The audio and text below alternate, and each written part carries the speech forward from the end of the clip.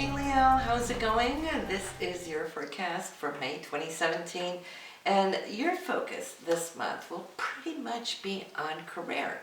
The sun is moving through this area all on its own, at least initially at the beginning of the month, but the 10th house is not just career, it's the goals that you hold, the objectives that you want to reach. And so for you, having the sun in the sign of Taurus, here in May will allow you to feel that much stronger about it, because Taurus is all about security, wanting to ground things, and money oriented as well, and quality oriented not the least, right? So you're going to see that you're going to use time to figure out, am I really happy with what I'm doing? And if so, how can I improve it? And if I'm not happy, do I want to make changes down the road? So that is where your mind is going to be circling, at least there for the first 20 days of the month. But Mars, see, moving direct is in your 11th house. So that kind of like running alongside with the sun and the career, and you're wondering what it's doing for you. Mars is looking through your hopes and dreams filter. Like, what do I really want? What do I feel passionate about? Mars is very empowered here in the sign of Gemini, because Gemini is versatile, meaning that you will see that your mind is going to be very versatile too. Like, do I want to do this with the rest of my life? Do I want to do that? You're looking at various filters of what it is that you do desire. It's also going to be a busy month when it comes to being social. The 11th house is your friends and acquaintances, groups, and so forth. You might find yourself being extremely busy, having people come visit you. Maybe you're taking off to visit others. It's also social networks, so many of you can find yourself extra busy there on one of those many channels. Speaking about the 11th house, this is also where the new moon is showing up this month. That will be May 25th. 4 degrees in Gemini. So, of course, that is where you will want to place your intentions for this month. And what would those intentions be? Good intentions. Well, that would be that, it's been feeling wonderful this month of May. I've had more time with my friends, hanging out with them, doing fun things, being active, not just catching up on text or phone, but actually physically in their presence, doing things. So I feel that the joy of all of that accumulated energy from Mars, when about the time of the new moon comes on the 25th, you might just put it out there to the universe saying, you know what, I'm going to be better about taking time off to do these social activities. Because why? You found that it energized you, right? That's a great intention to have. But new moons are always new beginnings, right? And so it also being in the area of your hopes and dreams, this is the time to place your intentions about your dreams. What were we talking about earlier? Where do you want to navigate as far as career goes? If you found it by then place that into your intentions as well, okay, Leo? Now, let's talk about Venus. Venus is in the sign of Aries. That's your sister sign. And so more power to you, Leo. Aries is the initiator. It's a conquistador type energy. You will find yourself really taking a lot of initiations this month due to those plans that you have, or the wishes, desires that you hold. You're not going to be shy or hold back. So prompting these, shall I say, new initiations is also in the area of the 9th house, which has to do with you growing spiritually. 9th house is all about where you want to grow, seeing yourself, your place in the universe, pretty much lined up there with the 12th house is also very, very spiritual. So between these two, I feel that Venus here right now is giving you a longing or a prompt to start studying, deepening your place in cosmos, and where do you fit in, and why are you here? What mission do you hold? Is there a mission, or is it just basic life that keeps running idly, right?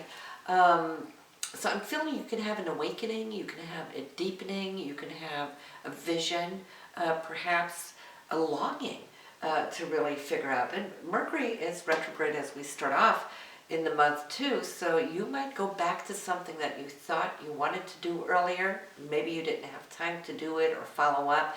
Now that desire can suddenly come back up, and then I see you going for it, and you'll find a lot of joy and happiness in doing so. Venus will make sure that you're going to be enjoying it. Now the ninth house also rules publishers, it rules the law, it rules lawsuits, education, higher education, visas, green cards, foreign people and places and so forth, travel, long distance travel. So for those of you who are set up for vacation here in May, you Leos will have a beautiful, excellent time. Venus is going to make sure you will. Then let's take a look at your full moon. Your full moon is going to be in Scorpio in your 4th house of home, family, parents, and so forth. This is the area that's going to be illuminated for you on May 10th. It's also your physical domain. Maybe you will find that you have a project at home you would like to either get on with, but full moons are also completions. It's like harvest moons. So maybe if you've been working on a project at home or with family, now you can see the glory of it in all its finished stage. All right, that's May 10th. We have a list of transits this month, and you're starting off on the 4th, Leo, with joy connected to a vision that you will receive. Now that vision can come through a nocturnal dream, but it could also be daydreaming. Pay attention to where your mind is going here on this day, because it's really connecting you to a creative and spiritual source. I feel on the 9th, when the Sun and Pluto come into beautiful trine, the Sun being the essence of you, and Pluto in your 6th house, well, this is more aligned with work. There could be a beginning, an offer, an opportunity, or it could also be a conclusion of a project which now sets you free. But there's a sense of liberation and new beginnings here. That is the 9th. On the 10th, Mercury and Uranus. Mercury is the harbinger of news. This is something unexpected, a little bit exciting. This has to do with your 9th house of education or higher thinking or travel. You could hear from somebody at far, maybe on this day. On the 11th, you might have a little letdown, but it's passing quickly. Don't let it get you down too far. That's when Mars and Neptune are squaring off.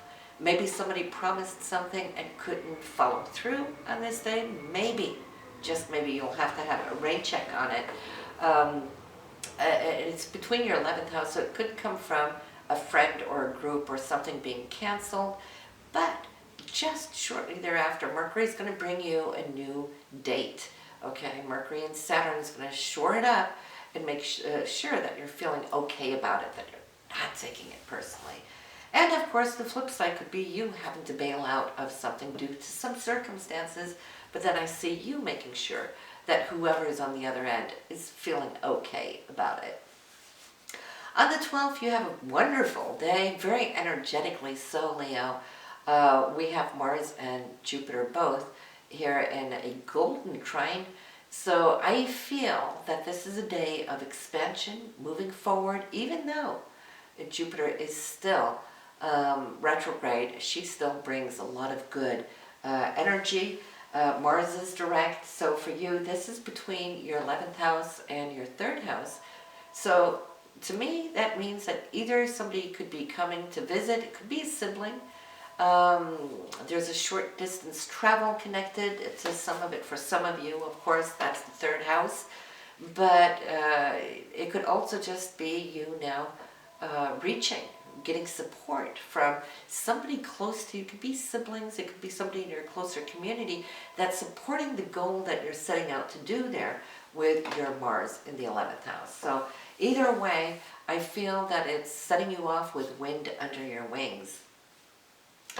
On the 16th, Mercury moves into the sign of Taurus, meaning that we're going to be much more focused on values, those things that are important to us, our self-worth. We're going to be expressing that a whole lot more. We're more determined, we're headstrong, and for you that is in the area of your career, so you're going to use all of those skills, talents, and abilities to push through in this area. Then on the 19th, I feel something can be unlocked. Saturn and Uranus, they are beautifully aligned, even though Saturn is retrograde. The alignment is perfect. I feel too that Uranus here, being in your ninth house, and Saturn in your fifth house, could have to do with either a child that might be living afar, maybe out in college somewhere. There could be good news for whatever accomplishments they're doing and you being super happy for them. It could be you wanting to travel to meet one of your children at distance as well. But it's also the area of creativity. So perhaps you are opening up for a dimension of your artwork or your self-expression in a way that feels just beautifully, oh, what should I say, liberating, because that's what Uranus does best. It liberates us from prior restraints. And think about Saturn has restraints. It's those rings around Saturn. Uranus is going to come in and burst them away so that you can be open, one, and raw to express this here from your fifth house. Then we have the 19th. There's also a choice. This is Venus and Jupiter, and they're both beautiful planets that normally are always good to us, Geminis, both with love and all the good things that Jupiter bestows upon us, but they're opposed. For you, this will be taking place between your third and your ninth house, so you might just need to make a choice of whether to stay or go. I feel it has to do with motion. Could be travel involved, but it could also be communication, especially for those of you Leos that are communicating with or trying to set up maybe something with a publisher and needing to make some adjustments, editing or whatnot. If you're waiting for a green card, there's news maybe on this day, however that's going to work out for you. Well, that depends on what's in your personal chart and your personal transits. So I can't see that from here, but you'll know that that's taking place on the 19th. But we do have that good Saturn and Uranus on the very same day, so it could be good. It could be very good. The Sun is moving into Gemini there on the 20th, and that is your 11th house for social activity. So when the Sun gets in here, and in the sign of Gemini, watch yourself, Leo, and how you're going to start chatting, because that's what Gemini does best. They have the gift of gab. So now you're coming out, spending time, catching up with your friends, lots of communication, social activity. You're going to feel great about it because why? You are a social butterfly just by your very sun sign, right? So I think you're going to love, love, love the rest of this month here as the Sun passes through your 11th house. On the 25th, we might see money issues surface. There might be a situation where you're not seeing necessarily eye to eye. So I would say it's not the best day to make any major decisions, but listen to what is coming to the forefront, then digest it a little bit before you make your decisions. Towards the end of the month, it's better, but just watch out for very fiery energies because this could be a heated discussion, as sometimes it does, because Venus doesn't just rule money, it rules passion, love, and romance, so there could be a lover's dispute on this day as well. On the 28th, though, I see that you're back online and feeling good. Mercury is communicating as he does well, and he's communicating with Neptune. Now, when we started off the month on the 4th, we had the Sun and Neptune. Try to think back to how did that work for you? What vision did you receive? Because now it's Mercury, covering that very same degree that the Sun had. So now you are communicating that vision. So there's been a process throughout the month. Now you're starting to manifest it down into this dimension. Mars is going to take action there on the 31st. Fired up, good to go, really enthusiastic, and it's wanting to bring in change because it has a beautiful sextile to Uranus in your 9th house. So you and a friend could possibly come to do something really fun, unexpected on this day. And then the 31st also. Pluto and Mercury are aligned in a beautiful trine. So I feel that's more empowerment to the things that you believe in, things that you are communicating. There's always transformative energy, like new beginnings, especially in these good aspects with Pluto, where you're feeling you're coming across strong, you are relating, and there's no mistake in what people are listening to, because you are so clear on your wants, wishes, needs, your will, and good for you, because why? That is manifestation power.